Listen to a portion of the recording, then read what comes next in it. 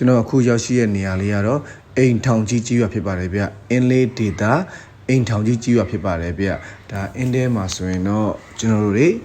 ပြိုကျပျက်စီးတဲ့ပေါ့ရွာတွေထဲမှာလည်းအိမ်ထောင်ကြီးကြီးရွာလည်းပါဝင်ပါတယ်ခင်ဗျဒီအိမ်ထောင်ကြီးကြီးရွာဆိုရင်တော့တော်တော်လေးပျက်စီးတဲ့အင်ဂျီများပါတယ်ခင်ဗျအခုကျွန်တော်နောက်မှာမြင်တွေ့နေရတော့ဒါရွာဦးကျောင်းစီတီပေါ့အိမ်ထောင်ကြီးကြီးရွာရဲ့ရွာဦးစီတီဖြစ်ပါတယ်ဗျရွာဦးကျောင်းဖျားမှာဆိုရင်တော့တော်တော်လေးပျက်စီးသွားတာတွေကျွန်တော်တွေ့ရတယ်ပြီးတော့ဒီမှာဘုန်းကြီးကျောင်းဆောင်ဒီပေါ့လေဒီမှာဆရာတော်တွေကျင်းဆက်တဲ့ကျောင်းဆောင်တွေဓမ္မယုံတွေအားလုံးပြိုကျပျက်စီးသွားတာကိုလည်းမြင်တွေ့ရတယ်ခင်ဗျပြီးတော့ဒီကျောင်းမှာလည်း